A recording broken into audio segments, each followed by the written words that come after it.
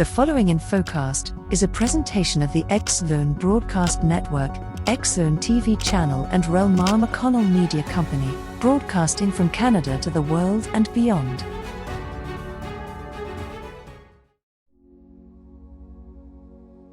Is your mind just a parasite on your physical body? Take a deep breath. Can you feel your lungs filling with air? Now look at your hand. Can you see your 5 fingers with their articulated joints? With each of these experiences, you are aware not only of what you experience, you are also aware that you are experiencing it. You are conscious of experience, and that implies you are conscious to begin with. But here is a question for you. What is that consciousness good for? What does it do? Is it even necessary? These questions are central to the amazing science fiction novel Parasite by Peter Watts. I just finished the book. Because my day job sometimes involves thinking about aliens and how they might evolve, it hit me hard. Parasite is a first contact novel, a story about humanity's first encounter with an intelligent alien species. There are, of course, a million first contact stories out there. But Parasite stands apart from other entries in the genre, because what the book really offers is a deep meditation on the nature of intelligence, and on consciousness in general. Mindless conversations. Before we return to that point, let me give you an overview of the plot. There are some spoilers to follow, but you are still going to want to read the book for yourself. It is that good. In the not-too-distant future, a ship crewed by a few heavily modified humans is sent to the edges of the solar system after Earth gets scanned by devices of obviously alien origin. Out there beyond Pluto's orbit, they find a massive craft that engages them in long conversations while warning them from coming any closer. After a time, the humans figure out that whatever is on the other end of the dialogue doesn't really understand anything. It simply knows the rules of human language and is providing appropriately structured replies to any communication the humans send.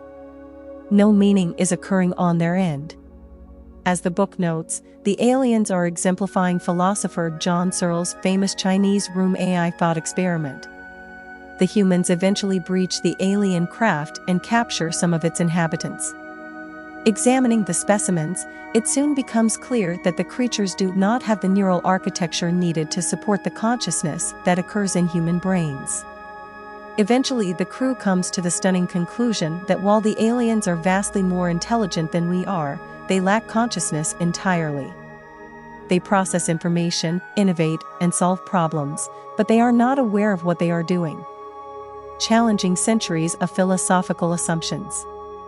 Across the long history of debates about the evolution of the human mind, there has always been a fundamental assumption that intelligence and self-consciousness go hand in hand. This was made explicit in Descartes' famous dictum, "I think, therefore I am." It is the interiority of our inner voice that validates our experiences as real and confirms they belong to us. This high intelligence exists because we possess these selves, with their capacity to reflect on the data our senses send to us. But over the last few decades, some cognitive scientists and philosophers have started to ask new questions about what actually constitutes consciousness. David Chalmers, for example, asked about what he called philosophical zombies. These are creatures that appear like us in all their outer behavior, but they lack any inner experience. They have no interiority at all. For zombies, response follows stimulus without experience or meaning.